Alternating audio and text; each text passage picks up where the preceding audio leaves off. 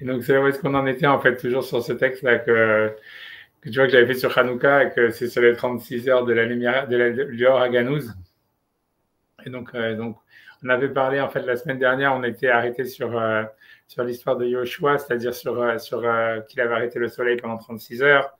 Et voilà, donc on avait parlé un peu de ça. J'avais dit que l'histoire du Nirdaf, ça veut dire que le pasuk, je sais pas, on avait fait le pasuk où Hachem mevakesh et Nirdaf, ou Elohim mevakesh et Nirdaf. On avait fait, je pense, ce pasuk que le Rambam, ou je sais pas si on l'avait fait ou on l'avait pas fait, ou on s'était arrêté dessus, je sais pas où est-ce qu'on était. C'était quand le pasuk dans Kohelet qui disait que le Rambam il interprétait. J'avais cherché le Rambam, je me rappelle très bien que j'avais cherché le Rambam dans le guide des égarés, qu'il y avait une nouvelle version et qu'il n'avait pas plu tellement, et j'avais laissé. Oui, on n'avait pas, je crois pas. Vous l'aviez cherché, mais je sais pas si je me souviens pas qu'on l'ait. Non, je ne répondais pas, je ne me suis pas tellement attardé parce que ça m'a tellement. Enfin, si, ouais, je vais réessayer une deuxième fois. Allez, je vais retenter le coup. Hein. Le second, le truc. Ah, il y avait un problème avec c'est qu'ils avaient changé la version du Rambam.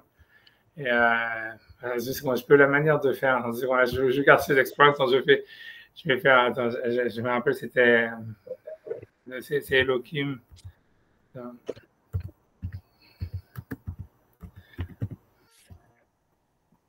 Je vais encore changer 2 secondes.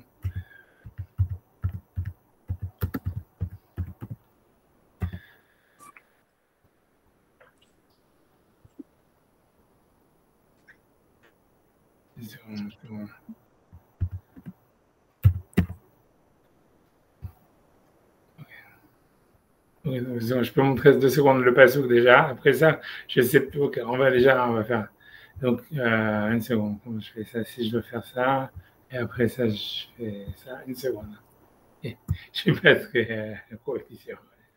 Une seconde, et voilà. Hop, et donc, ça, c'est normalement, donc ça, c'était le passouk. C'était le passouk qui disait, c'est un passouk dans l'Ecclésiaste, je peux un peu zoomer. Masha Yagvar ou Mashikvaraya, Vashaliyot Gvaraya, Mashaya Gvaru, c'est-à-dire ce qui était déjà dans le passé existe déjà, quelque chose comme ça.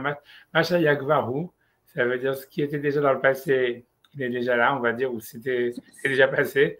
Vashaliyot Gvaraya, ça veut dire, et ce qui va se passer dans le futur, c'est en fait ce qui s'était déjà passé dans le passé. Elohim Yevakesh et Nirdaf. Donc, on a vu que ça veut dire, eux, ils ont traduit, même dans Rachid expliqué, ça veut dire qu'Hachem, il recherche celui qui est poursuivi, celui qui est pourchassé, etc. Mais donc, maintenant, je vous avais dit qu'il y avait le Rambam qui expliquait ce passouk, comme voulant dire qu'Hachem, il cherche le. Il cherche la. 2 secondes, je vais essayer de. C'est le chat qui fait ce bruit-là? Oui, je suis désolée. Il n'est pas content. Non, il est très affectueux, mais il n'est pas content quand il n'a pas toute mon attention. Je sais pas, il n'a rien du tout, là. Il a des croquettes et tout, mais ça va lui passer. Je suis désolée. Il est hyper gentil en plus, mais. Bref. Parce que je n'étais pas habitué à écouter des bruits comme ça, des chats. Bon, ils peuvent surprendre, hein. Les chats ont beaucoup de ressources pour attirer l'attention. Regarde, une seconde, j'essaie de. Maintenant, 2 secondes. Okay.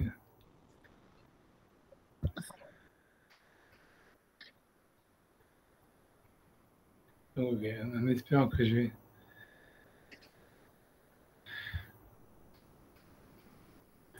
Tu vois, donc je sais pas. C'est encore une fois, je vais le mettre. Ça, c'est la version qui nous tue. Je sais pas c'est quoi comme version, mais bon. En fait, tu vois, tu vois, ça veut dire que. Ouais, je m'en fous, c'est pas grave, hein, je vais m'y faire, on va dire. Tu vois, ça veut dire que, tu vois, donc c'est quand le Rambam, donc ça, c'est dans le guide des égarés, c'est dans la partie 2, le chapitre 28. Et donc, encore une fois, je sais pas quelle est cette traduction derrière, mais en tous les cas, sur ce passouk-là, en tous les cas, eux, ils ont mis des têtes de chapitres, etc. Il dit Adgamat, Ashgia, Va'avana, Nechona, Olam, Hadash, Venitri. Je sais ce qu'il veut dire par là. En tout cas, bref, tout ça, c'est leur truc à eux. Donc, il dit les chonos. Je sais pas, tu vois, ça m'énerve parce que tu vois, c'est que je ne sais même pas de quoi ça parle, tu vois, je sais même pas. Bon, attends, tu sais quoi, une seconde, je vais chercher le texte normal et une seconde, je peux y arriver. Je vais chercher 2 secondes. Oui, parce que le Nirdaf, ça, on l'avait vu, que Rachid il disait que c'était comme la traduction qu'ils ont pris. Ouais, celui qui est poursuivi, etc. Mm. Bon, maintenant, 2 secondes. Je vais essayer. 2 secondes.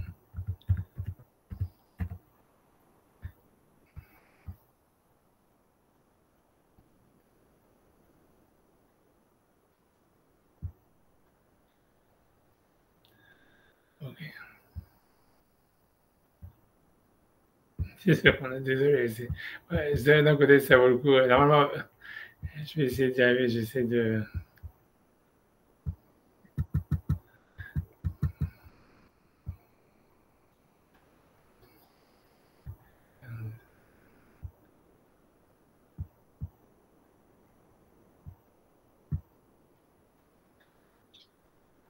Seconde, ça arrive, j'y arrive. Hein. Parce que j'étais obligé d'aller chercher une édition à l'avant, l'édition ça veut dire habituelle, quoi, l'habitude. Édition traduction, pareil, Bentebon, et 2 secondes, là, c'est. Il faut que j'arrive au chapitre 28. Je fais comme je peux. Désolé. Hein. Ok, 28, c'est là. Ok, j'arrive.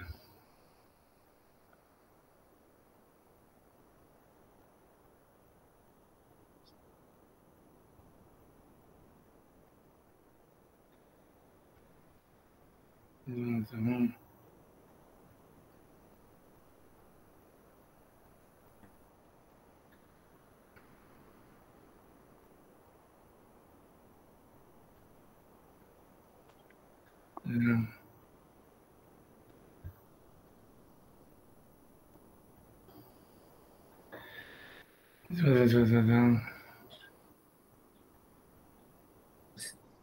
Parce que j'ai trouvé la page, etc. Maintenant, j'ai trouvé où est-ce qu'il y a le passo. 2 secondes.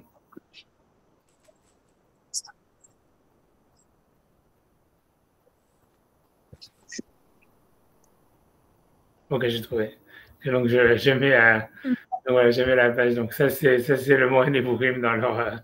Tu vois, c'est encore. Je sais pas qu'est-ce que j'ai fait. Non, c'est bon. Ok, donc, je sais pas, je vais le prendre. Donc ça, c'est encore une fois, donc ça, si on va dire, c'est Maïmonide dans ce chapitre-là, il s'oppose à 90% des rabbanim. Ça veut dire que la plupart des rabbanim, ils pensent, la question c'est de savoir, c'est qu'est-ce qui va se passer avec le monde? Est-ce que le monde, ça veut dire, est-ce que le monde il est éternel? Ça veut dire, lui évidemment, ça veut dire Maïmonide, il est d'accord, il a dit que le monde il était créé, contrairement à ce que les Grecs ils disaient que le monde était éternel et que donc il n'avait pas de début, il n'avait pas de fin. Tu vois, Maïmonide, il va avoir une pensée originale. Lui, il pense que le monde, il a un début, et il a été créé, mais il n'a pas de fin. Il n'y a pas de fin, oui. Ah oui, je me souviens de ça. Tu vois, et c'est dans ce chapitre-là qu'il le dit, tu vois, et ça veut dire, ça, c'est contre tous les autres, tu vois, c'est-à-dire que quand tu vas par Agmara, ils te disent, voilà, le monde, il est pour 6000 ans, après 6000 ans, il va être détruit, il va être reconstruit, etc., etc.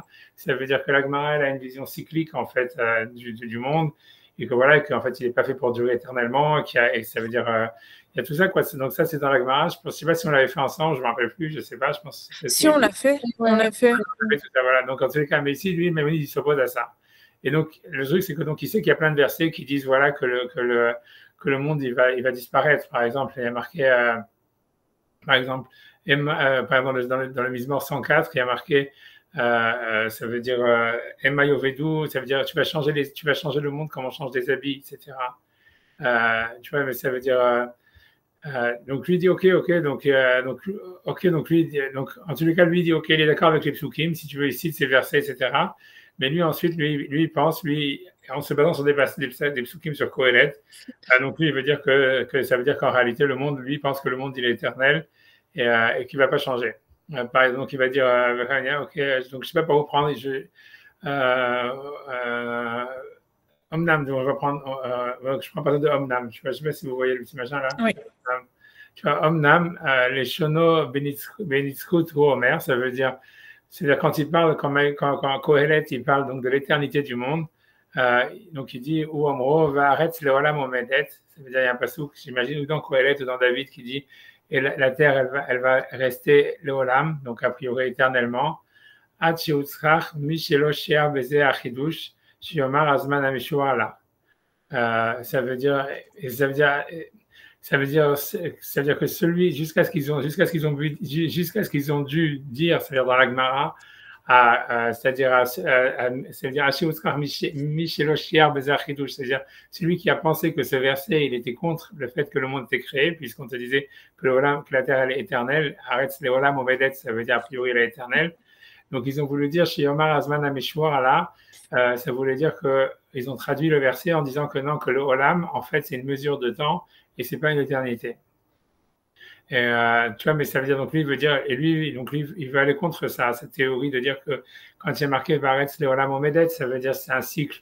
Parce que le mot Olam, par exemple, tu vois, pour donner un exemple, où on voit ça, il y a marqué par exemple que si jamais un esclave, par exemple, il est nirtsa, ça veut dire ça veut dire il veut rester chez son maître après avoir fini ses 7 années de travail, on lui troue l'oreille, et il y a marqué, donc dans le verset, il y a marqué, et il servira son maître les Olam, pour toujours.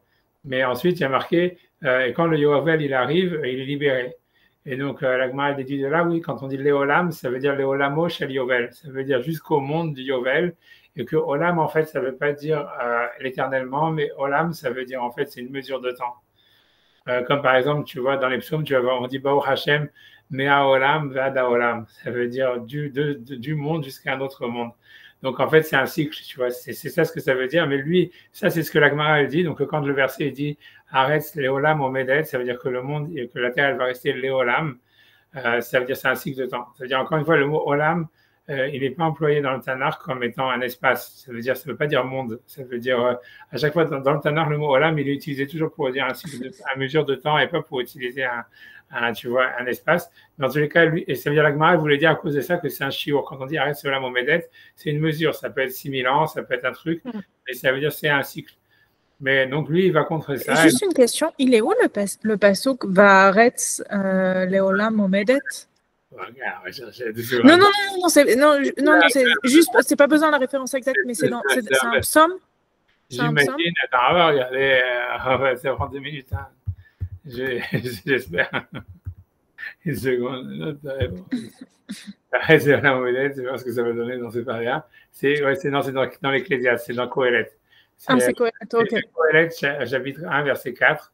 Le verset entier, c'est Dor Oler ve Dor Ba, ça veut dire une génération vient, une génération va. Ve'aretz leolam omedet, mais la terre, elle reste éternellement, ou elle reste leolam. Donc, ça veut dire ça, veut dire, voilà, que. Donc, c'est ça ce que ça veut dire. Bref, tu vois. Je parle. Ok. En tout cas, ok. Donc, ça, c'est ce que le Passou qui dit. Donc, il dit Vechen Yomru Vermo Itale. Donc, et donc, lui, il va aussi dire que les Chachamim, donc lui, il va accuser, si tu veux, pas accuser, mais ça veut dire critiquer les sages du Talmud sur ce point-là. Ça veut dire falsifier, pas falsifier, mais qu'ils n'ont pas voulu interpréter le verset dans le sens littéral, que la terre, elle est éternelle, ça veut dire qu'elle ne va jamais être détruite. Et ensuite, il cite un autre verset dans Noach, qui est connu, c'est-à-dire que quand Noach il parle à Hachem, quand Hachem il parle à Noach quand il sort de la Teva, il lui fait la promesse, il lui dit tous les jours de la terre, l'été, l'hiver ne s'arrêteront jamais, etc. Et les saisons ne s'arrêteront pas. C'est un passouk dans Noach, quand il sort de la Teva, il lui promet qu'il ne va pas faire venir un déluge encore une fois, parce qu'il ne voulait pas sortir. Et donc là-bas, lui il dit que les Chachamim, si tu veux, ils ont expliqué que Yemé Haaretz, c'est-à-dire les jours de la terre, lui veut dire que c'est un temps fini. Ça veut dire que c'est un laps de temps encore. Les Chachamim n'ont pas voulu dire que la terre, elle était éternelle. Chez vous, Kol Yemé Anixarim là. C'est en fait que c'est Kol Yemé Haaretz, c'est l'expression qui est utilisée là-bas dans le passage de Noach. Si tu veux regarder, on peut regarder, c'est comme tu veux. Mais ça veut dire, tu vois, ça veut dire comme tu veux regarder. Moi, je veux bien. Ça va, tu Oui, là, bien sûr. Comme ça, quand je Kol Yemé Haaretz, je peux trouver facilement. Hop, je Kol Yemé Haaretz. Ouais, ici, c'est 2 secondes. Donc, je peux faire ça en même temps. Voilà, ça. Donc ça, c'est quand Noach il sort de la Teva. Bref, je vais faire le passouk d'avant. Hein. Il dit Vayarach Hashem et Treach. Ça veut dire Hashem, il a senti la bonne odeur du sacrifice de Noach. Vayomer Hashem el libo. Hashem a dit à son cœur Lo osif le kalel ot et adama. Je ne vais pas continuer à maudire la terre bavora Adam à cause de l'homme. Qui est serlev à Adam ramineorav, parce que le penchant du cœur de l'homme il est mauvais depuis sa jeunesse. Vélo aussi, il faut de la côte et de kolchai, kacher asiti, et je ne vais pas continuer à frapper tous les êtres vivants comme je l'ai fait. Et donc là, sur ça, le passage qui continue, c'est ça le passage qui l'intéresse. Il dit kol, od kol yeme haaretz. Ça veut dire, voilà, moi, je ne sais pas comment traduire, ça veut dire encore tous les jours de la terre. Voilà. Zera, ça veut dire la semence, ça veut dire le printemps, le printemps. Vakatsir, ça veut dire la récolte, c'est l'automne. Vekor, ça veut dire le froid, c'est l'hiver. Vachom, et l'été. Vakaït, a priori, Kaït, c'est encore Vachoref, tu vois, c'est encore des autres choses, tu vois. Passe des périodes. Yom Balayla, l'eau, ils vont tout, ils vont jamais s'arrêter. Tu vois, ça veut dire que, tu vois, c'est le cycle des saisons ne va jamais s'arrêter, qu'il n'y aura jamais, si tu veux, une sorte de réchauffement climatique ou j'en sais rien. Tu vois, ça veut dire que, ouais, ça veut dire qu'il y aura jamais, ça va jamais s'arrêter. Mais donc, en fait, voilà. Donc, ouais. J'ai une remarque, j'ai une question. Il y a, dans le passé d'avant, il y a les calcals Adama et là, il y a Haaretz. C'est pas Adama, c'est la terre et Haaretz, c'est l'univers? Ouais, peut-être. J'en sais rien, tu vois. C'est une bonne question. Ça veut dire, je sais pas si tu veux vraiment t'attarder là-dedans, tu vois. J'en sais rien. Ça veut dire, c'est une question. Ça veut dire que le mot, ça veut dire que la différence entre le mot entre Adama et Haaretz, normalement, on dit que le mot Haaretz, il est plus lié au mot Ratson, tu vois, de volonté. C'est-à-dire que normalement, si tu veux, quand on parle d'un pays, on va dire Eretz, on va dire Eretz Israël, Eretz Mitzrayim, Eretz je sais pas quoi, parce qu'en fait, tu vois, c'est parce que c'est Eretz, dans Eretz, c'est Ratson. Et ça veut dire, tu vois, c'est comme si tu vois, c'est un pays. Eretz, c'est la terre façonnée par l'homme, si tu veux. Alors que Adama, tu vois, c'est la terre dans sa version, comme au contraire, où c'est l'homme qui vient de la terre, tu vois. Adam, Mina Adama, ça veut dire l'homme qui est un bout de terre, qui est de l'argile. Et tu vois, donc c'est la terre vraiment à l'état, comment dire, on va dire peut-être féminin, je sais pas si je me risque à dire ce mot-là, tu vois, mais ça veut dire au matriciel, tu vois, puisque tu vois, c'est comme, puisque l'homme, si tu veux, l'homme, il a été pris de la Adama, tu vois, pourquoi il l'appelait Adam? Parce qu'il a été pris Mina Adama, ça veut dire il a été pris de la terre, Adama. Et tu vois, donc c'est comme si tu vois, la terre, elle avait enfanté, si tu veux, Adam, et que tu vois, donc c'est un truc comme ça, tu vois, c'est le côté, et ça, il y a un côté entre Eretz et Adama, il y a un côté, il y a un côté comme ça genré, on va dire, tu vois, c'est-à-dire où Adama c'est la terre en fait dans son côté mère nourricière qui a donné naissance à l'humain, etc., l'homme qui vient de la terre, donc c'est le côté matriciel. Et le Ratson, c'est la terre, c'est le pays, c'est la volonté, tu vois, c'est le truc plus, on va dire, masculin. J'ai pas envie de me faire taper sur l'air. Enfin, bref, quoi. Ces deux concepts, ça veut dire, c'est ça. En général, c'est pour ça qu'on utilise ces deux mots. Tu vois, Adama, c'est en général quand on va planter quelque chose et qu'on va, tu vois, faire germer la terre. C'est la terre nourricière, la terre matricielle. Oui, mais là, ça va pas du tout dans le truc, puisque avec Eretz, il y a Kor, Vekatir, qui est lié à la récolte, qui est pas lié, qui dépend pas de. Ouais, mais c'est vu sur l'homme, tu vois, c'est Zera qui sème, Katsir, c'est la récolte, tout ça, ça veut dire, tu vois, c'est pour ça, c'est vrai que le mot Adama, il aurait été plus, ça veut dire, moi, ce que je dis, je suis pas rentré là-dedans, mais t'as raison que normalement, tu vois, Adama, ça aurait été, dans le premier passage, le mot Adama, il est plus, a priori, il passe mieux, quoi, que le mot Aretz, quoi. Normalement, tu vois, c'est déjà parce que Adama, c'est plus global. En général, quand on parle de Eretz, c'est un pays, tu vois, c'est Eretz, comme je t'ai dit, Eretz Misraïm, Eretz Israël, Eretz Kenaani, je sais pas ce que tu veux, Eretz, tout ça. Eretz, normalement, c'est la terre, mais c'est en fait la terre comme pays, donc c'est défini, tu vois, c'est pas l'univers dans sa globalité. Quand on va parler, tu vois, de la terre entière, comme le globe, quoi, on dirait plus Adama, en fait, tu vois. Et c'est vrai que c'est bizarre. C'est vrai, je suis d'accord. Et c'est vrai que, ok, maintenant. Mais on n'avait pas vu l'inverse quand on a vu justement au début quand les mots ils changent de sens. Ouais, c'est possible. Avec dans le Rambam, la Vacha, Adama, mais Arrête, c'était pas plus global que Adama. A priori, dans le Maaseh Bereshit, tu as raison. Mais tu vois, c'est puisque Adama n'apparaît que très tard dans la Maaseh Bereshit. C'est-à-dire, tu vois, c'est parce que Vetera, Yabasha, d'abord, il n'y a pas d'Adama. Tu vois, c'est au début, dans la création du monde, il n'y a pas d'Adama. Oui. Il y a Eretz, Shamaim, Vaaretz. Et après ça, tu vois, c'est après, même après que Hachem, si tu veux, dans le deuxième jour, il fait dégager l'eau de la terre, on dit Vetera, Yabasha. Tu vois, et ça veut dire Vetera, Yabasha. Et je pense que tu vois, ça veut dire, je n'ai même pas de fromage ici, tu vois, tu vois, et qu'à ce moment-là, est-ce que là-bas, c'est le mot Adama, il apparaît? Je ne sais pas, une seconde, je regardais, je suis encore obligé de voir 2 secondes, je regardais dans les yeux. Hein. Mais je ne sais même pas si là-bas, le mot Adama, il apparaît. Je pense que même là-bas, c'est très tard, le mot Adama, il apparaît vraiment dans la création de l'homme. 2 secondes. Je suis pas sûr, on va regarder 2 secondes. Je vais ouvrir, hein, ça, c'est pas...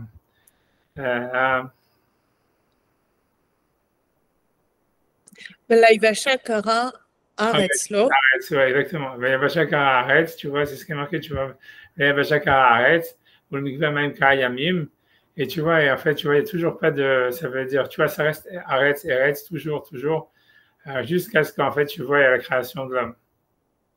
Ouais, ça veut dire, l'Adama, elle arrive là, tu vois, juste à ce moment-là, c'est blablabla, blablabla.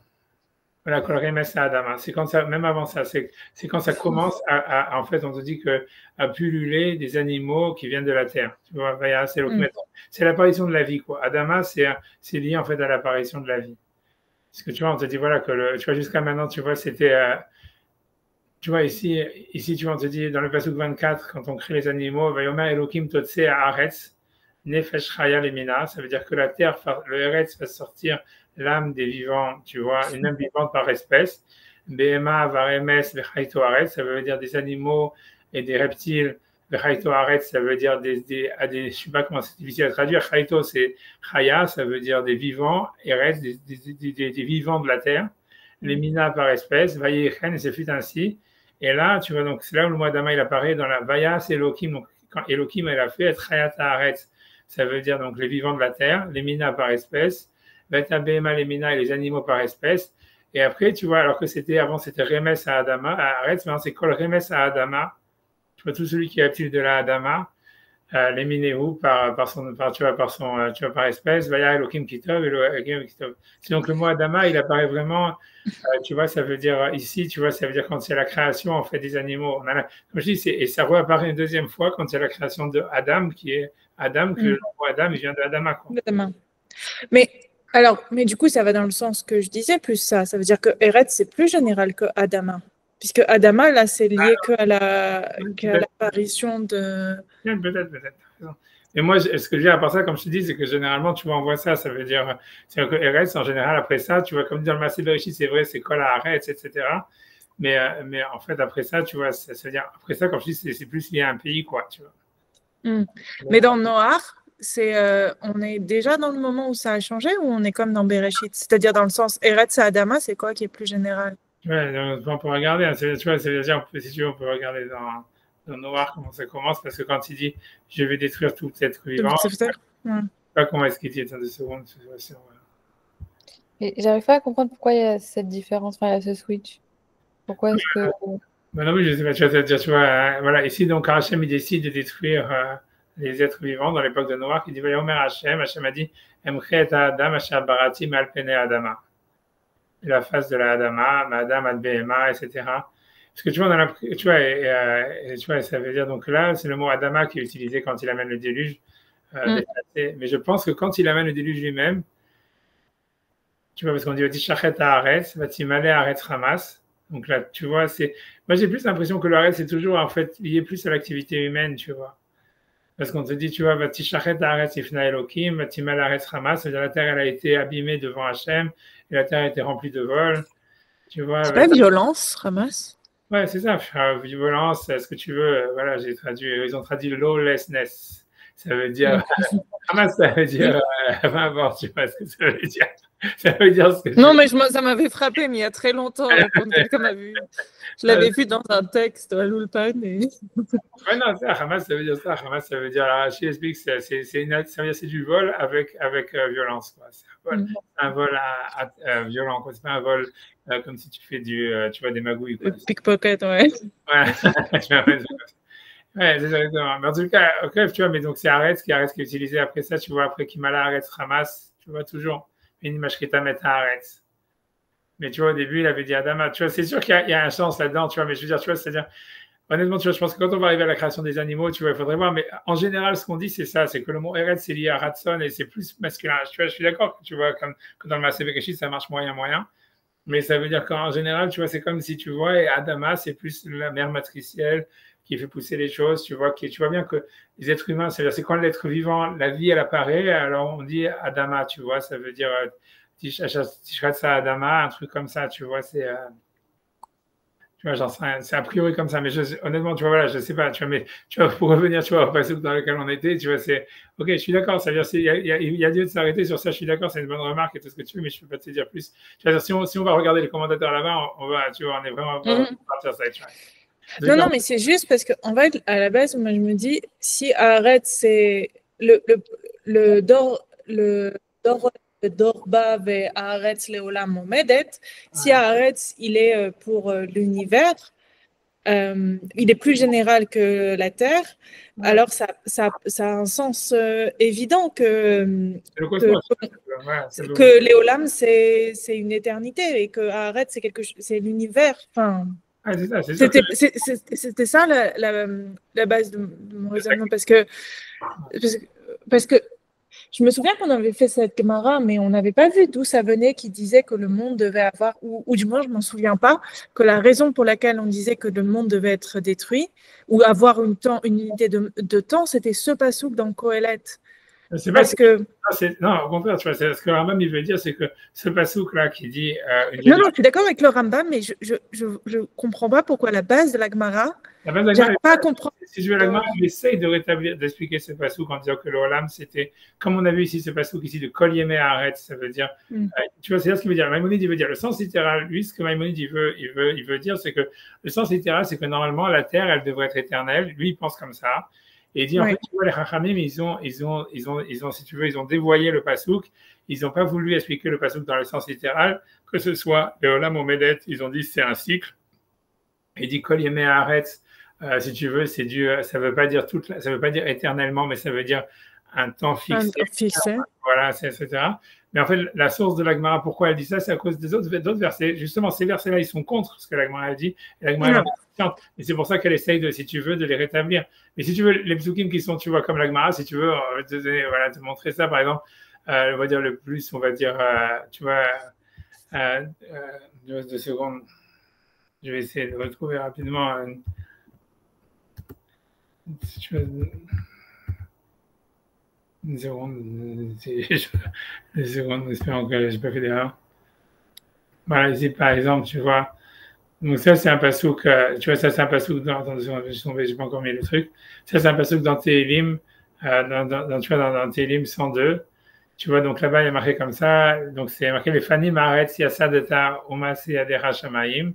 Ça veut dire, avant, la terre, tu l'as établie et les actions de tes mains sont les cieux. Et le verset dit, tu vois, Ema Yovedu, ils vont disparaître, Vatata Amod, et toi tu vas rester. Avec Kulam Kabeged Livlu, et tous comme un habit, Livlu, ça veut dire qu'ils vont se flétrir, ils vont se faner. Kalivu Shtahalifem, et comme un habit, tu vas les changer, et ça changera. Et tu les changeras. Donc, tu vois, donc ça, c'est un passouk, tu vois, qui va vraiment, tu vois, d'un monde, tu vois, qui est cyclique, qui va, tu vois, ça veut dire, c'est principalement, c'est pas que le seul passouk, mais si tu veux, il y a plein de passouks comme ça, et tu vois, si se continue, vata ou shnotecha lo itamu, mais toi, tes années, ne s'arrêteront jamais. Tu vois, c'est tout. Et après ça, l'idée qu'il y a un cycle, c'est parce que après, quand l'Agma va interpréter le verset qui dit Bene avadecha ishkonu, ça veut dire les enfants de tes esclaves aussi vont résider, Vizaram lefanecha ikon, et leur descendance sera établie devant toi.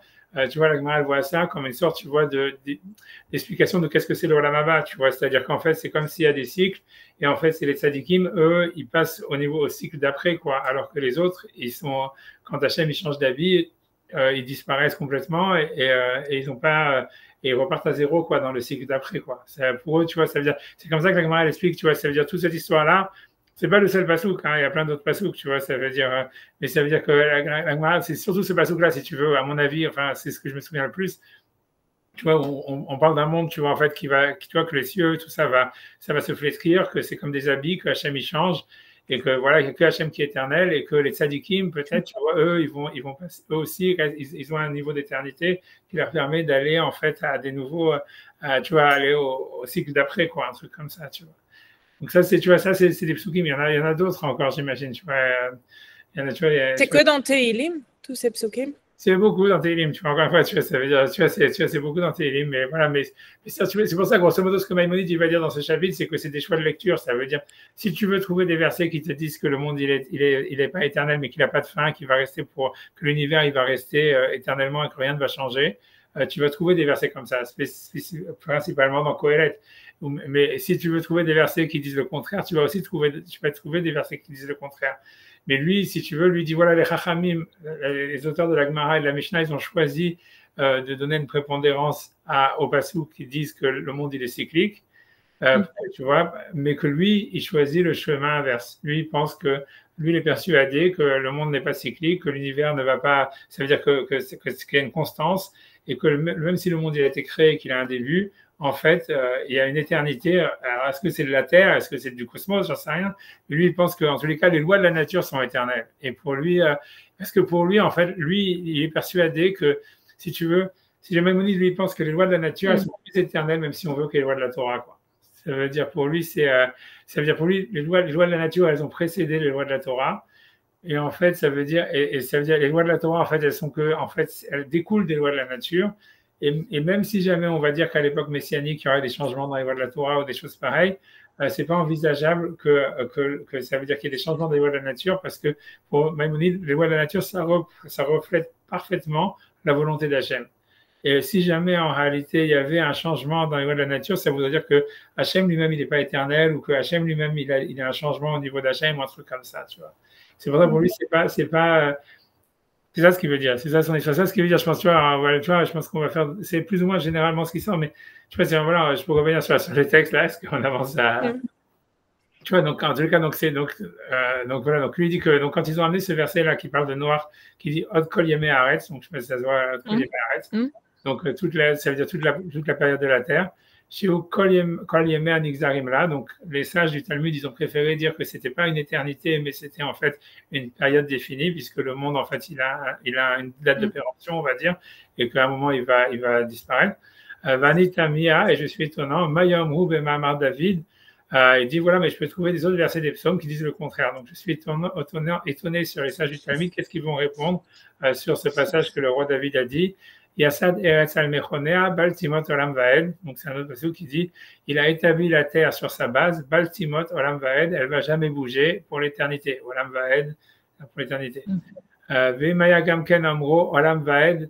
Et si jamais ils vont dire encore que Olam Vaed, ça veut dire, même si on dit que le mot Olam Vaed, Lo Yechayev Anitzchut, si on dit que le mot Olam Vaed, ça ne voudrait pas dire l'éternité, tu vois,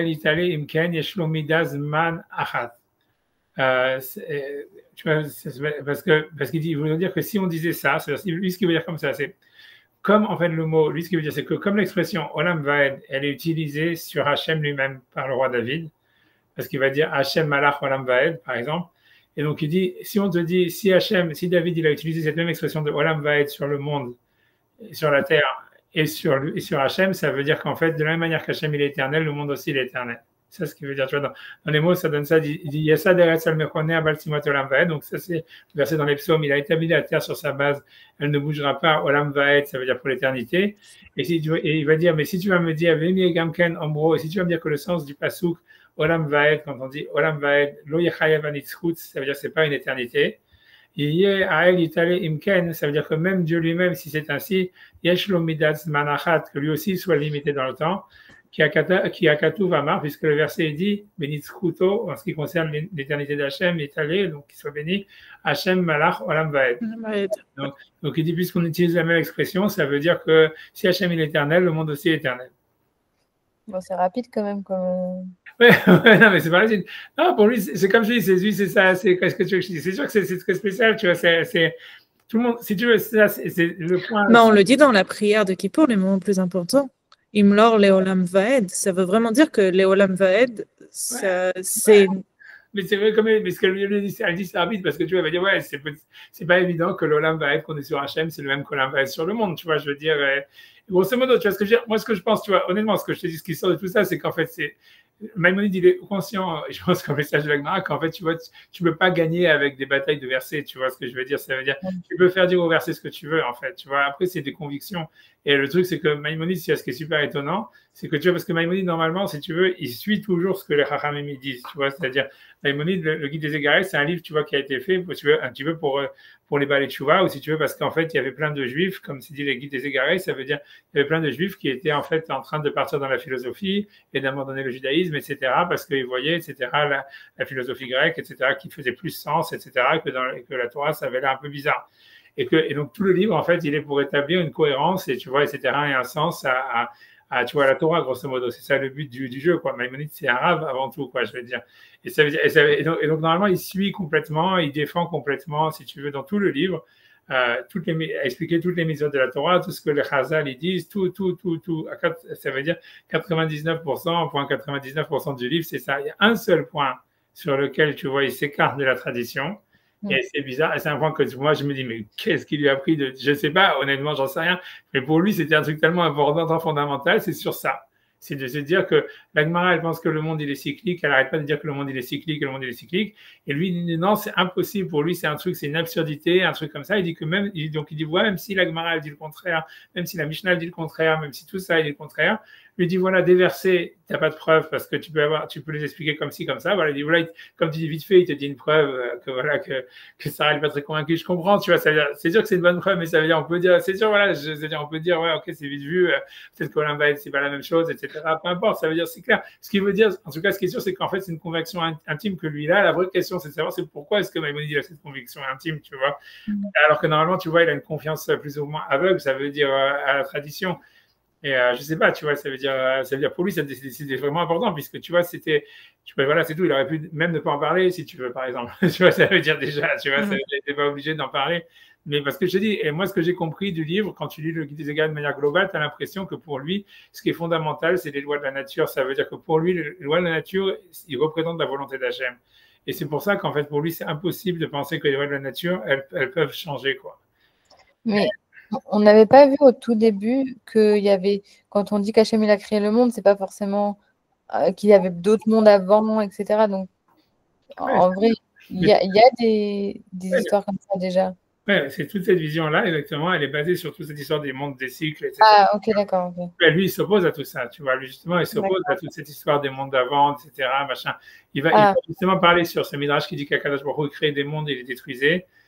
Lui, il va expliquer que c'est pas ça. Lui, il veut dire que non. Lui, il explique que l'histoire de qu'Hachem crée des mondes et détruisait. Ça veut dire en fait que c'est comme ça que le monde il existe. Ça veut dire que lui, il va expliquer que tout le Maaseh Bereshit, c'est un peu comme dans ce que Nachmanide il a dit, que c'est une évolution. Et donc à chaque fois, à chaque étape, si tu veux, quand il y a une nouvelle étape dans le développement du monde, c'est comme si l'étape nouvelle, elle détruit l'antécédente, la précédente. Okay. Mais c'est pas, en fait, tu vois, qu'il y avait eu des mondes avant, dans la création du monde, avant le Maaseh Bereshit. Ce qui veut dire, c'est que Hachem, il crée des mondes, il les détruit. Ça veut dire, jusqu'à ce qu'ils atteignent une certaine stabilité, il y a eu une évolution. Et cette évolution, elle a fait qu'il y a eu des étapes où chaque étape, elle détruisait ce qui était vrai dans le monde d'avant. Mais lui pense qu'à un moment, ça veut dire, je vois, là, c'est encore un autre sujet, mais j'ai l'impression, ça, il faudrait que je vérifie, etc. Mais je pense que même selon lui, il pense qu'il y a un moment de l'évolution où finalement, pour lui, c'est stabilisé et qu'il n'y en aura pas d'autres, tu vois. Ça veut dire, il pense même là-dedans que ça veut dire que c'est pas que, ça veut dire que les évolutions, c'est que lui pense que l'évolution, elle est stabilisée à un point. Ça veut dire, je pense comme ça. Je suis pas sûr de ce que je dis, mais j'ai l'impression, je pense comme ça, que lui, c'est ce qu'il veut dire. Il veut dire qu'il y a un moment où finalement, les lois de la nature, ça veut dire qu'il y a eu une évolution dans la création du monde, etc. Et il y a eu des étapes, et c'est ça ce que le Midrash, il voudrait dire que Hachem crée des mondes et les détruisait, mais qu'en fait, à un moment, ça veut dire il y a un moment où en fait, il y a eu un point de, comment dire, Shabbat, on va dire, où Hachem il a dit voilà, maintenant c'est Tov Meod, et à partir de là, il n'y a plus d'évolution, quoi. Il n'y a plus d'évolution dans les lois de la nature ou dans un truc comme ça, tu vois, un truc comme ça. Mais dans mes souvenirs il y a longtemps du Guide des Égarés, il va un peu plus loin parce qu'il dit que même les miracles, ils avaient été tous décidés à l'avance. Et qu'il n'y a pas eu de transformation des lois de la nature même pour la sortie, pour l'ouverture de la mer, en fait. Que ça avait été décidé, que ce n'est pas une perturbation des lois de la nature, si je me souviens. C'est David là qui va dire ça, parce que pour lui, justement, il ne veut pas y avoir de changement. Pour lui, ça veut dire, c'est comme si, tu vois, ça veut dire, c'est comme si c'est impossible que quelque chose qui soit imprévu arrive, tu vois, grosso modo. Parce que Hachem, quand il a créé le monde, tu vois, peut-être que ça veut dire que c'est. J'en sais rien, tu vois. C'est-à-dire, si tu veux chercher un peu plus. Non, c'est pas imprévu. c'est pas imprévu, mais c'est pas quelque chose qui soit en contradiction avec les lois fondamentales de l'univers. Exactement. C'est quelque chose qui devait arriver. Tu vois, lui dans le guide des Égarés, lui va dire un truc super bizarre. C'est-à-dire, lui, il pense que Moshe Rabbeinu, il avait prévu les 10 plaies, et parce qu'en fait, c'était des phénomènes, tu vois, météorologiques prévisibles, et qu'en fait, si tu veux, il faisait que il a utilisé ça, en fait, pour faire de la manipulation psychologique sur Pharaon et les Égyptiens, et pour leur faire croire qu'en fait, Hachem était en train de les frapper, mais ça veut dire, lui, il pense que c'était des phénomènes complètement prévisibles, et que simplement, c'est ça ce qu'à chaque fois le verset dit, les Khartoumim, ça veut dire les voyants égyptiens, ils avaient prévu, quand il dit qu'ils pouvaient le faire, ils ne pouvaient pas le faire, c'est-à-dire qu'ils comprenaient pourquoi c'était arrivé. C'est comme ça que lui va expliquer qu'il y avait jusqu'à certaines plaies, les savants égyptiens, ils comprenaient, ils avaient prévu le coup, ça veut dire quand il y a eu le sang, où il y avait ça, ils avaient prévu qu'il y avait un truc comme ça qui allait arriver, qu'il y a une bactérie ou whatever, qu'est-ce que c'était, mais ils arrivaient à comprendre comment c'était arrivé. Et au bout d'une certaine plaie, ça veut dire qu'ils étaient dépassés parce que Moshe, il était plus intelligent, ça veut dire qu'il comprenait mieux. Et donc, ça veut dire, lui, il prévoyait des phénomènes que si tu veux, les scientifiques égyptiens, ils n'étaient pas capables de prévoir. Et donc, c'est pour ça qu'ils ont dit, ah, c'est Dieu qui l'a voulu. Mais pour Maïmonide, c'était que de la manipulation. C'était, en fait, il n'y avait aucun miracle, il n'y avait rien. En fait, non, il dit qu'il est obligé de dire la mavette à la mort des premiers-nés. Non, il dit qu'il y a des miracles et qu'ils avaient été même. Dans mes souvenirs, les miracles, ils sont prévus et ils ont été rajoutés sur. Je me trompe là-dessus? Dans mes souvenirs, il y a les lois de la nature et il y a les miracles. Lui, il se base sur la Mishnah dans Pirkei Avot qui dit que tu vois, il y avait des choses qui avaient été créées Ben Hashmashot, tu vois, ça veut dire le vendredi après-midi. Tu vois, si tu veux, tous les miracles, grosso modo, c'est le bâton de Moshe, il a été créé vendredi après-midi, juste avant Shabbat. Il y a des choses, tu vois, qui ont été, c'est tout ça. Mais lui, ce qu'il veut dire, c'est, on voit clairement, c'est une Mishnah dans Pirkei Avot. Sur cette histoire que les miracles étaient prévus, et donc les miracles, si tu veux, ils étaient inscrits d'avance. En fait, ça, si tu veux, c'est la Mishnah dans Pirkei Avot. C'est-à-dire, sur ça, Maïmonide, il ne s'oppose pas, en fait. Il a des sources, on va dire, dans les Chazal à dire ça. Et si tu veux, lui, en fait, d'une manière générale, lui, il pense que c'était des phénomènes du fait que c'était prévu, c'est-à-dire que c'était prévisible, et qu'en fait, l'intelligence, le truc de Moshe, c'est que Moshe, lui, était capable de les prévoir. Et que les Égyptiens, ils n'étaient pas capables de les prévoir, quoi. Et que lui, il a utilisé ça comme une manipulation pour, en fait, faire croire aux Égyptiens qu'en fait, voilà, Hachem, il les frappait, etc., etc. Et tu vois, c'est un truc comme ça. Comment on peut justifier qu'il y ait autant de phénomènes qui se passent en même temps? C'est-à-dire, c'est quand même bizarre. C'est-à-dire, c'est hyper. C'est difficile de le valider, je trouve. C'est ça, c'est un ridouche, c'est sûr que c'est un ridouche. Mais ça veut dire que ce que je veux dire, c'est que pourquoi lui-même, je ne sais pas à quel point Maïmonide, quand il dit ça, tu vois, j'ai pas envie de rechercher, tu vois, le passage, je me le dis, etc. Et tu vois, c'est pas, ici, ça ne pesantit pas là-dedans, tu vois, ce que je veux dire, c'est que, par exemple, ici, tu vois, dans toute cette histoire-là, et d'une manière théorique, à savoir est-ce que le monde, il a une fin ou est-ce qu'il est cyclique, tu vois, pour Maïmonide, ça, c'est un grand enjeu, tu vois. Après ça, l'histoire de savoir est-ce qu'il y a des miracles, il n'y a pas des miracles et tout ça, etc. Il va le dire, est-ce que lui veut dire que même s'il y a des miracles, pour lui, c'est quelque chose, tu vois, qui va contre la volonté d'Hachem, et tu vois, ça veut dire que c'est comme si tu veux, c'est un truc qu'Hachem, il aurait fait vraiment contre son gré, tu vois, c'est ce qu'il va expliquer pour lui, tu vois, ça veut dire le changement de la nature, des choses comme ça, c'est quelque chose, tu vois, qui est, tu vois, ça veut dire, voilà, c'est contre sa volonté, puisqu'Hachem, c'est ça ce qu'il va expliquer le verset, et si on y arrive, tu vois, c'est Maurice m'en va, mais c'est pas grave, il n'y a rien qui presse, on a tout le temps du monde, la vérité, on n'a pas de programme à terminer. Mais ça veut dire, mais c'est-à-dire, tu vois, c'est-à-dire le truc, c'est que lui, il va dire que, en fait, pour lui, les miracles, s'il y a eu des miracles, ça serait vraiment, ça serait presque un échec de la part d'Hachem, quoi, quelque chose comme ça. C'est comme si Hachem, il avait dû faire ça parce qu'il était vraiment, c'est comme si quelqu'un, il a fait et même si, et c'est pour ça qu'il veut dire que même les miracles qui étaient prévus, c'est comme si quelqu'un, il a fait un software, il a fait un programme d'ordinateur et que ça bug et qu'il est obligé de patcher, tu vois. Ou quelqu'un, tu vois, qui a fait une théorie scientifique, que ça bug, donc il est obligé de patcher. Donc pour lui, tu vois, ce serait un super gros échec. Et ça, c'est impossible que Hachem fasse des échecs. Donc il va dire, OK, donc les patchs, ils étaient déjà au début, tu vois, mais c'est des patchs, tu vois. Et pour lui, c'est très, très difficile. Pour lui, c'est ce qu'il veut dire dans l'histoire, c'est que c'est quelque chose qu'il faut vraiment comme si il réfléchir le moins possible, tu vois. Ça veut dire pour lui, les miracles, s'ils ont eu lieu, tu vois, pour lui, c'est quelque chose, tu vois, duquel il faut rien apprendre, grosso modo, tu vois. Ça veut dire, tu vois, c'est un truc comme ça. C'est sa vision à lui. Tu vois, j'ai pas dit que c'était, tu vois, ces trucs.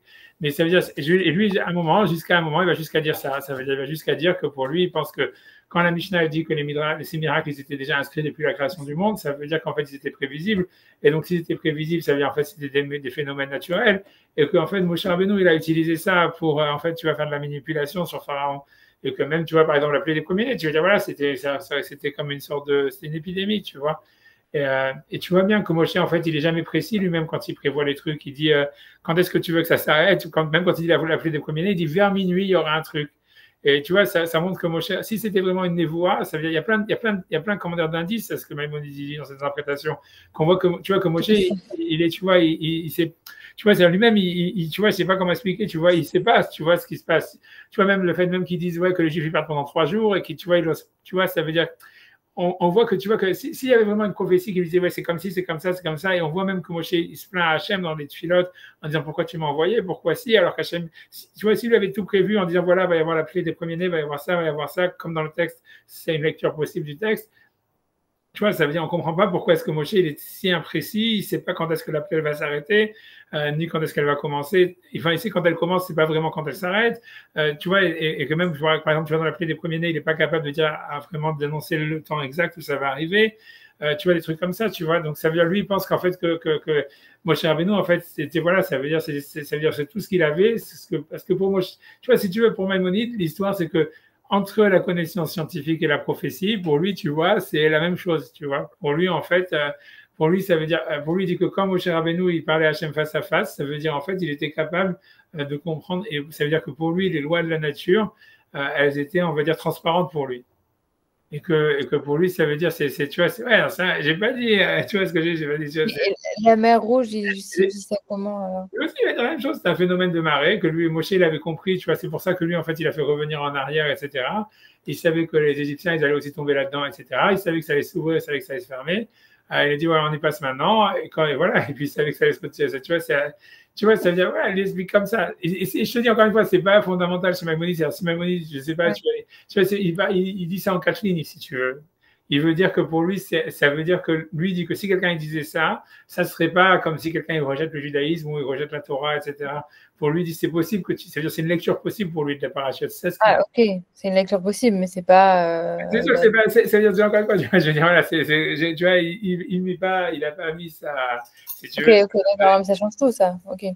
Voilà, mais si tu j'en sais rien, encore une fois, tu vois, le texte de Maïmonide, il n'est pas toujours très clair non plus, tu vois ce que je veux dire. Mais il dit un truc comme ça veut dire l'idée, il la jette, quoi. Après ça, il n'en fait pas non plus tu vois, ici, par exemple, de ça, il fait un fer de lance, tu vois. C'est pour ça que je t'ai dit que sur le reste, tu vois, à chaque fois, il se base, dans les autres cas, il va se baser sur des chazal, comme la base, il se base sur la Mishnah qui dit que ces choses-là, le bâton de Moshe, etc., il avait été créé vendredi après-midi, etc., et que toutes les plaies, en fait, la bouche du Haton, la bouche du puits de Myriam, elle avait été créée le vendredi, que tout ça, que tous ces trucs-là, tous ces trucs surnaturels, ils avaient été créés avant la création du monde. Donc, il veut dire, voilà, ça veut dire que c'était prévisible et que ça avait un temps fixé, etc., etc. Il se base, tu vois, sur des chazal et il dit, ouais, peut-être que c'est possible que ça veut dire ça, tu vois. Mais tu vois, si tu veux, il n'est pas définitif. Là, ici, tu vois, ici, ce passage-là, il est beaucoup plus, tu vois, à mon avis, il est beaucoup plus central parce que ici, si tu veux, il s'oppose ouvertement à la Gemara sur cette histoire-là. Et à mon avis, c'est lié à la même idée. C'est-à-dire, je te dis, c'est central chez lui, qu'en fait, pour lui, les lois de la nature, c'est quelque chose que c'est ce qu'Hachem il veut. Pour lui, ça représente, tu vois, la volonté d'Hachem. Et donc, en fait, altérer les lois de la nature ça veut dire pour Maïmonide, c'est un truc, tu vois, ouais, au point que lui pense que le monde ne peut pas avoir de fin, au moins où les miracles, pour lui, c'est très difficile à comprendre. Tu vois, des choses comme ça, tu vois, c'est vraiment de dire que tu vois que ça n'existe pas. Mais c'est ça le point central. Maintenant, pourquoi c'est comme ça? J'en sais rien. C'est possible. Je ne sais pas, tu vois. Mais moi, je suis un peu perplexe parce que j'arrive pas à comprendre, du coup, le point de vue de Mara. Cette histoire moi, je trouve que ça a beaucoup plus de sens. Arès Leolam Omedet, ça a beaucoup plus de sens, le sens littéral, que. Encore une fois, c'est parce que ils se sont basés sur le passouk qui dit là-bas que voilà, comme on a vu le. Oui, non, j'ai vu le passouk, mais le passouk, il peut être interprété. Déjà, c'est dans Teilim, ça peut être interprété sur. Et comme après, on parle que la descendance, elle va aussi survivre. Ça veut bien dire que ça peut être une figure de style. Je ne sais pas comment dire. C'est beaucoup plus. Je suis d'accord. C'est tous les versets. Tu peux vraiment, comme tu dis, ça veut dire.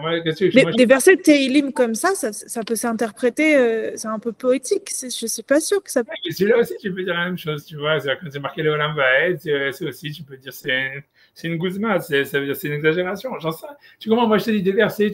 Les versets, tu peux toujours leur faire dire ce que tu veux. C'est ça, moi, je te dis. Je pense que et la Gemara et le Maïmonide, t'es conscient. Simplement, tu vois, évidemment, tu peux pas te dire, tu vois, tu vas pas commencer à dire, par exemple, c'est permis de manger du porc, ça tu peux pas, parce que la Torah te le dit, mais ça veut dire que l'OS, tu vois, ça veut dire, voilà, ces trucs-là, comme tu dis, tu peux dire c'est poétique, c'est si, c'est, est-ce que, comme on dit, voilà, l'Olam, c'est pas vraiment c'est une unité de temps, c'est pas l'éternité, les Yéméharet, c'est une unité de temps, tu vois, ça veut dire, tu peux vraiment, tu peux leur faire dire au texte que tu veux. En fait, c'est la raison pour laquelle les Midrashim, eux, si tu veux, les Chazal, eux, ils avaient une tradition que le monde était cyclique, ou bien une conviction que le monde était cyclique. Tu vois, peu importe, tu vois, mais c'était pour eux, c'était une conviction, et donc ils ont voulu expliquer les versets par rapport à ça, en se disant, voilà, on a de quoi s'appuyer sur des versets, comme voilà, qui dit que Télim, il dit que la terre est comme un habit qui va changer. Et Maïmonide, il avait une conviction contraire. Tu vois, que pour lui, c'était impossible de penser différemment, que le monde était éternel, etc. Tu vois. Et maintenant, tu vois, si tu veux, pourquoi, comment, j'en sais rien. Est-ce que les Chazal, eux, ils venaient d'une tradition? Moi, j'en sais rien. Moi, je comprends. Ça veut dire, moi, je comprends le point de vue de la Gemara, parce que si on te dit que tout est cyclique, tu vois, on te dit, voilà, il y a le Shabbat, tu vois, il y a les fêtes, il y a les années, il y a le machin, il y a, tu vois, qu'on a l'impression, tu vois, que quand même dans la Torah, l'idée du cycle, elle est quand même assez, tu vois, assez, comment dire, ouais, assez prenante, quoi. Je veux dire, on a l'impression vraiment qu'on veut nous faire comprendre ça, que tu vois, on se dit, voilà, il y a Men Olam Haba, c'est comme si, voilà, le Shabbat, tu vois, c'est comme si et on dit, voilà, les fêtes, c'est toujours, elles sont liées à une spiritualité qui est liée au temps, qui est liée au cycle. On a vraiment l'impression que le cycle il est hyper important dans la Torah. Maintenant, Mais oui, mais justement, puisque le cycle et le temps, il est vraiment important, s'il y a destruction et autre monde, comment le temps pourrait avoir une telle importance? Moi, j'arrive pas à voir comment ça on arrive à cette histoire. Moi, je m'étais juste dit que c'était un truc que j'avais pas, quand on avait étudié ça, j'avais compris ce qu'il racontait, mais pour moi, ça faisait pas sens profond. Et je me suis dit, bon, c'est quelque chose auquel je suis passée à côté, quoi. Mais il pense comme ça, tu vois, parce que il n'arrive pas non plus à envisager ça. J'en sais rien, parce que tu vois, pour moi, l'idée, c'est pour que ça marche, ça voudrait dire grosso modo, tu vois, en fait, c'est comme si, tu vois, c'est comme si l'espace-temps, il avait, comment dire, une sorte d'élasticité, tu vois. Ça veut dire que, en fait, ça veut dire, tu vois, quelque chose comme ça, tu vois. C'est comme si, en fait, ouais, et c'est comme si, en fait, on passait dans une sorte de, tu vois, c'est presque de la science-fiction, mais tu vois, tu as raison de dire, voilà, si le présent, en fait, il est lié à un moment et à un endroit, donc, en fait, normalement, c'est impossible qu'en fait, il y ait que tu vois, ça veut dire que c'est comme si on revenait à zéro, qu'il y aurait une sorte, tu vois, tu vois, ça veut dire que le temps puisse repartir en arrière, ou même, tu vois, ça veut dire, même sans ça, tu vois, ça veut dire, voilà, qu'il y ait des cycles, ou qu'on, ouais, que s'il y a des cycles, c'est qu'on revient à zéro, quoi. Et en fait, tu vois, ça veut dire, en fait, tu vois, encore une fois, moi, je suis pas scientifique, j'ai pas envie tu vois, j'ai pas non plus rentré là-dedans. Mais ce que je comprends, moi, ce que ça voudrait dire, tu vois, c'est-à-dire, si on dit que le monde, c'est un cycle, à mon avis, ça veut dire que c'est comme si dans l'espace-temps, il y avait une sorte d'élasticité de la relation, en fait, tu vois, qui est entre, c'est voilà. pas un problème d'espace-temps à mes yeux. C'est plutôt un problème fondamental. J'ai un peu l'impression que cette vision en cycle, c'est une vision très hindoue, en fait. C'est-à-dire, tout l'Extrême-Orient voit ça comme ça. C'est-à-dire, il voit que j'arrive pas à comprendre comment, au fond, ça fait sens avec un Olam Haba, parce que si tout est un...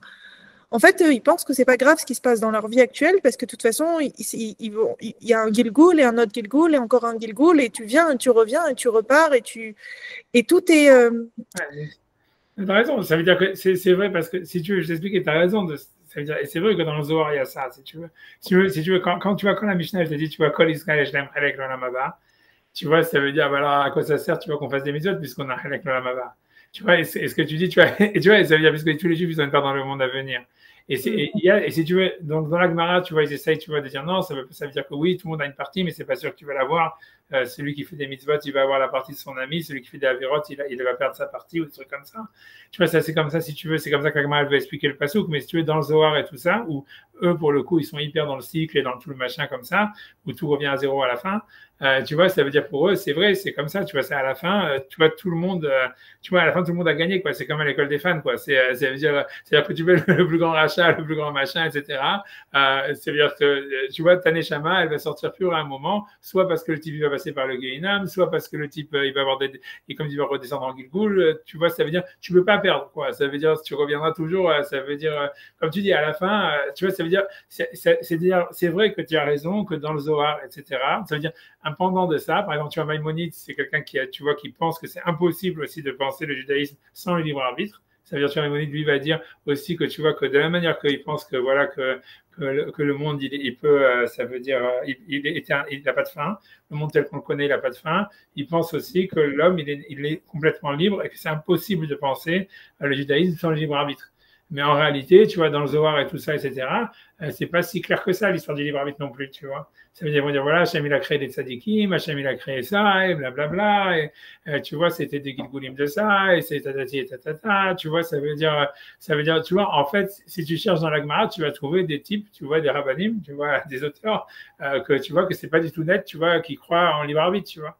Par exemple, tu vois, Maïmonide, même, tu vois, j'ai cet exemple-là, tu vois, c'est parce que la Gemara, elle dit qu'au moment de la naissance, 40 jours, quand l'homme il est dans l'embryon de sa mère, on dit un tel va se marier avec un tel va se marier avec un tel. Tu vas pas te plonner les plonner, c'est ce que tu plonner. Et Maïmonide lui dit que cette Gemara-là, lui, il pense que cette Gemara, elle est fausse parce qu'il dit que ça compte le libre arbitre. Un homme, il choisit avec qui il va se marier, une femme, elle choisit avec qui elle va se marier, et ça ne peut pas être écrit par le Mazal. Mais c'est pas forcément incompatible. On peut avoir un mazal qui nous est attribué, entre guillemets, mais après, on peut décider de ne pas se marier avec. Au final, on fait ce qu'on veut. Oui, ouais, si tu veux, mais c'est pas un mazal. Si jamais, tu vois, ça veut dire pour lui, tu vois, dans la Gemara, dans la maison, c'est marqué, on a l'impression que c'est, tu vois, c'est quelque chose, tu vois, qui va arriver quoi qu'il arrive. Tu vois ce que je veux dire? C'est quelque chose, tu vois, c'est la destinée, elle va faire que, tu vois. Le cas. Ok, tu vois. Donc, oui, mais on dit aussi à une mazal l'Israël. Tous ces trucs-là, voilà, c'est pour ça, tu vois. Mais c'est un Mazal Israël, c'est une discussion dans la Gemara. Je te rappelle quand on a l'histoire avec la Gemara des Mazalos, celui qui est un jour comme ça, qui a le Mazala et tout ça, et blablabla, etc. Tu vois bien? Donc, ça veut dire, ce que je veux dire, c'est que tu vois, dans la Gemara, le libre arbitre, ça veut dire la place du libre arbitre, elle est floue, on va dire. Elle est floue et même débattue. Alors, et c'est lié à cette histoire du cycle, tu vois. C'est-à-dire, si tu penses en fait que le monde il est cyclique, que tout que tout revient à zéro et tout, donc en fait, il y a des neshamot tel et tel, il y a des machins tel et tel. Ce mec-là, c'était dit qu'il allait être un sadique, ce mec-là, ça s'était dit qu'il allait être un rachat. Tu vois, c'est pas à 100% comme ça, tu vois. C'est clair que la Gemara, tu vois, elle est pas. On n'a pas l'impression, comme tu dis, qu'il y a zéro libre arbitre, mais ça veut dire, c'est comme si, tu vois, il y a une support, tu vois, quand même, même si on dit un mazal Israël, tous ces machins-là, moi, elle pense que le libre arbitre, il peut changer le mazal, des choses comme ça, comme on dit, un grand mérite, mais c'est flou, tu vois, c'est pas aïe aïe aïe. Alors que tu vois, et si tu veux, et ça, ce parti pris de la Gemara, par exemple, du Zohar et tout ça, c'est sûr qu'il est en porte-à-faux avec le sens littéral de la Torah, où la Torah, elle te dit clairement, voilà, si tu fais le bien, tu vas être béni, si tu fais le mal, tu vas être maudit, et tu as le choix, et tu fais ça, et tu choisiras ça, etc. Tu vois, Maïmonide, lui, il en veut, si tu veux, à la Gemara, si tu veux, d'avoir été contre le texte de la Torah, tu vois, ça veut dire, et pour lui, c'est lié, cette histoire-là, ça veut dire, pour lui, il dit que, tu vois, la Torah, elle n'est pas envisageable sans libre arbitre, un libre arbitre que, tu vois, Maïmonide, il considère absolu, et qu'avec ce libre arbitre, il y a une autre chose qui vient, c'est que l'univers n'est pas cyclique, et qu'en fait, il est, comme tu dis, il est linéaire, il est éternel, et les lois de la nature, elles ne changeront jamais, et que le monde, voilà, tu vois, il n'a pas une finalité écrite d'avance à laquelle il va revenir, quoi. Tu vois, je peux te demander quelque chose. Est-ce que les auteurs de la Gemara qui pensent ça, est-ce qu'on sait s'ils étaient très influencés par les philosophies d'Extrême-Orient? Parce que eux, même aujourd'hui, en fait, les gens continuent à penser que non seulement il y a une réincarnation, mais qu'en plus, la place qu'on a aujourd'hui dans la vie d'aujourd'hui, elle est due à comment on s'est comporté dans la vie d'avant. C'est pour ça qu'ils n'aident pas les gens qui sont dans des situations catastrophiques. C'est comme ça qu'ils justifient tout leur système de caste et tout ça. Parce qu'en fait, les gens, ils payent dans la vie Z ce qui s'est passé dans la vie Z-1. Non, mais ce que je veux dire, c'est est-ce qu'ils ont été influencés par ça? Parce que c'est présent dans toutes les civilisations d'Extrême-Orient. C'est vrai que ça veut dire que c'est dans le Zohar, si tu veux, dans l'introduction du Zohar, il y a marqué qu'il y a un arabe qui est parti en Extrême-Orient et qui est revenu avec cette sagesse et qu'a priori, tu vois, ça veut dire qu'elle n'était pas nécessairement juive, tu vois. Et ça veut dire, mais tu vois, donc c'est marqué, il y a ça, c'est écrit en 2 lignes, évidemment, tu vois. C'est pas, tu vois, mais que tu vois, c'est écrit en 2 lignes que tu vois, on voit bien à chaque fois, tu vois, si tu veux, quand ils ont besoin de se ressourcer, tous les auteurs du Zohar et ça, ils vont dans un endroit qui s'appelle Iyayam, ça veut dire les îles de la mer, on ne sait pas exactement ce que c'est, etc. Et tu vois, et qu'ils reviennent là-bas avec des sagesses, ou je ne sais pas quoi, etc. Donc, c'est très possible. Il y a des allusions très claires qu'en fait, si tu veux, ce n'est pas nécessairement une influence. C'est-à-dire que le Zohar, en fait, c'est un remix en fait, d'influence extérieure, quoi. Mais on n'avait pas vu un truc par rapport à ça déjà avant, que c'était des connaissances qui venaient de la Torah à la base, mais qui ont été données, etc. Ouais, c'est pour ça, je pas, c'est pour ça, moi, j'incrimine personne, tu vois ce que je veux dire, tu vois, ça veut dire, je sais rien, tu vois, ça veut dire, c'est possible. Tu vois, c'est si ces rabbinim-là, ils ont jugé, si tu veux, tu vois, d'écrire le Zohar, bien qu'ils ont dit de ne pas l'étudier, tu vois, ils ont dit que c'était pas pour tout le monde, etc. Donc, ça veut dire, ils voulaient pas que ça soit une connaissance qui soit divulguée, mais même dans la Gemara, si tu veux, l'histoire des Gilgulim et des cycles et tout ça, on le retrouve dans la Gemara, des Mazalot, tous ces machins-là. Tu vois, alors que, comme tu vois, c'est pas juif, tu vois, c'est-à-dire, c'est pas dans la Torah, on ne te parle pas de Mazal, on ne te parle pas de trucs, on te parle de libre arbitre, on te demande de faire le bien et de croire, tu vois, et de dire que Hachem, il reward la bonne action et qu'il punit la mauvaise action.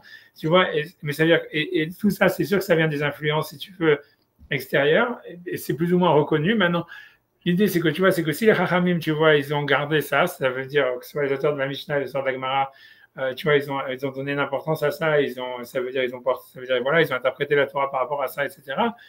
Tu vois, ça veut dire, c'est parce qu'ils pensaient que ils étaient comme ou bien ils avaient une tradition, ou bien ils avaient une conviction que c'était vrai, tu vois, ou que c'était comme ça qu'il fallait penser. Tu vois, qu'est-ce que je te dis, tu vois, ça veut dire, maintenant, moi, j'en sais rien, moi, ça veut dire, moi, je pense pas, je suis ni au niveau de Maïmonide, ni au niveau des Rachamim de la Gemara pour décider qui a raison. Tu vois ce que je veux dire? Moi, tout ce que je peux vous dire, c'est que voilà, c'est ça ce qui a marqué. Maintenant, après ça, tu vois, moi-même, j'ai pas de conviction intime là-dedans. Moi, c'est des problèmes qui me dépassent complètement, tu vois, ça veut dire, j'en sais rien, tu vois, honnêtement, ça me dépasse complètement. Parce que c'est certain, comme tu dis, qu'on a un libre arbitre, c'est certain aussi qu'il n'est pas absolu au point que Maïmonide, il exagère. Tu vois, Maïmonide, il dit dans le Guide des Égarés, il dit tout le monde peut être aussi sage que Moshe Rabbeinu et peut être un aussi grand rachat que ici, je ne sais pas, quel Yeroboam ben Nehavat. Ça veut dire, l'homme, le libre arbitre de l'homme est complètement absolu. Il peut, ça peut être plus difficile pour quelqu'un d'apprendre une science ou un truc comme ça, mais s'il veut, il peut. Tu vois, Maïmonide, il pense que vraiment tout est dans la main de l'homme. À une manière, tu vois que c'est, tu vois, dans l'absolu, il a sûrement raison. Mais bon, mais le fait est que c'est sûr que tu verras rarement un type, tu vois, je sais pas, tu vois, je sais pas, moi, si par moi j'essaie de jouer au football, tu vois, ok, c'est sûr que dans l'absolu, si je m'entraîne, si je fais un régime, si je fais ça, et je serais bon au football. Mais ça m'étonne quand même, je pense pas que c'est vrai, je pense pas que j'arriverai à un niveau, tu vois, à gagner contre un, je sais pas, un joueur professionnel de football, tu vois, ça veut dire, même si j'ai le libre arbitre, même si j'ai ok, peut-être c'est ok si tu veux dire après ça on fait des opérations, on fait ci, on fait ça, j'en sais rien en utilisant mais voilà, c'est difficile, tu vois ce que je veux dire, ça veut dire, voilà, on voit bien qu'il y a des gens qui ont des aptitudes, qui ont des facilités sur certains domaines, pas dans d'autres, qui ont, tu vois, pour moi c'est difficile quand même de dire que le libre arbitre, même si ok dans l'absolu on peut comprendre ce qu'il veut dire, mais les aptitudes et la réussite, c'est pas pareil que de faire. C'est-à-dire les aptitudes, Voilà. les aptitudes, elles vont juste aider à une meilleure réussite. Et c'est à partir du moment où on se compare à d'autres personnes qui ont plus d'aptitudes Enfin, je sais pas. C'est ça, moi, je trouve pas ça incompatible. Enfin, dans cette idée-là, en fait, pour moi, c'est juste qu'on vient au monde avec un peu un package, on va dire, et peut-être même une mission à réaliser, j'en sais rien, un plan potentiel à réaliser. Mais après, on a le libre arbitre de le réaliser ou pas et d'aller dans l'opposé. Je suis d'accord, je commence que tu as un truc comme ça. Mais donc, comme tu dis, ça veut dire que la vérité, elle est au milieu, quoi. C'est ça, c'est pas si clair que, tu vois. C'est possible la même chose sur l'histoire du cycle ou de l'éternité du monde. C'est en fait la vérité, elle doit, tu vois, encore une fois, quelque part, tu vois un mélange des deux, tu vois. Voilà, j'en sais rien, tu vois, ça veut dire. Mais moi, je trouve ça beaucoup plus gênant, cette histoire de pas croire à l'éternité de l'univers. Enfin, éternité disons, l'éternité de l'univers. Je ne sais pas si j'ai un avis radical là-dessus, mais cette histoire de monde qui se crée, qui se recrée et les trucs, je trouve que c'est. C'est difficile parce que c'est difficile de trouver un sens là-dedans, quoi. Si tout revient à la fin, c'est difficile de trouver un sens. Non, c'est pas ça. J'ai mon impression, mais je ne sais pas si elle est complètement fausse, mais mon impression, c'est. En fait, j'ai un peu l'impression que ça va à l'encontre de beaucoup d'autres choses. Parce que je trouve que le leap entre dire tout revient et de dire finalement le présent n'a plus tellement d'importance parce que tout recommence et le temps en soi n'a plus vraiment d'importance puisque c'est le temps qui est lié à ce monde-là. Il y aura un autre monde et le Olam Haba, alors comment ça se passe? Parce que, enfin, je sais pas, j'ai un peu l'impression que ça embrouille tout ce qui est essentiel, cette histoire. Ouais. C'est ça qui me gêne là-dedans, en fait. Je suis obligé de raccrocher. Pardon. Je suis désolé, mais encore, la semaine prochaine, je ne sais pas quoi dire, mais je comprends ce que tu dis, je comprends, mais honnêtement, tu vois, mais est-ce qu'il y a un truc qui est quand même, tu vois, après ça, je termine avec ça, mais tu vas me dire que c'est vrai, c'est pas vrai, mais comment je me rappelle quand moi je faisais quand je parlais, tu vois, ça à la choule, etc., quand j'étais rab et tout ça, les mecs, ils m'ont dit, et ça, je ne sais pas, tu vas dire c'est vrai ou c'est pas vrai, mais ce qui est sûr, c'est ce qu'on voit, c'est que les gens, en général, les plus rationnels, c'est rarement les gens qui réussissent le plus, tu vois. et que ceux qui croient plus au Mazal, qui sont comme ça, qui sont plus, tu vois, je veux dire, moins, ça veut dire qu'ils sont plus à l'écoute, on va dire, si tu veux, de ce qui se passe autour d'eux, tu vois, ils sont plus réactifs, tu vois, et plus passifs, ou plus, on va dire, je sais pas comment expliquer, tu vois, ouais, plus réactifs en général et qui croient au Mazal, et c'est super bizarre, mais c'est paradoxalement, c'est en général ceux-là qui réussissent le plus, tu vois. Parce Qui réussissent dans quoi? ouais, dans le les business, affaires. ouais, Ouais, mais dans les affaires, mais c'est pas une vraie réussite. Mais ouais. en plus, je pense que c'est deux choses différentes parce que les gens, ils confondent souvent, les gens qui sont rationnels n'ont pas d'intelligence émotionnelle, mais c'est deux choses complètement différentes à mes yeux. Ouais, mais je pense que surtout la rationalité, ça limite vachement ton potentiel, en fait.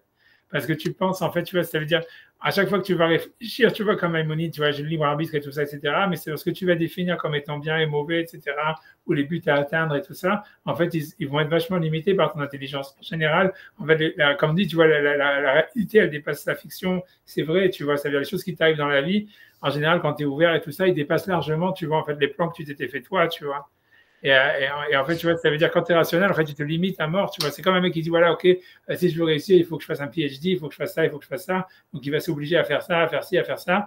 Et en fait, il va en fait, tu vois, tu vois, rationnellement, il a raison que en fait, tu vois, plus tu vas faire des études, plus ça, plus tu vas réussir. Mais en réalité, tu vois, ça veut dire en réalité qu'un type qui fait ça aussi, il y a plein d'occasions, en fait, plein d'opportunités qu'il va rater parce que tu vois, justement, il était limité dans ses ambitions en croyant, tu vois, que justement par sa raison, tu vois. C'est souvent les opportunités, en fait, elles nous arrivent, alors que tu vois, voilà, on ne s'attendait pas à ça, tu vois, des choses comme ça. Et donc, si tu es moins rationnel, en fait, tu restes plus ouvert à des opportunités, quoi.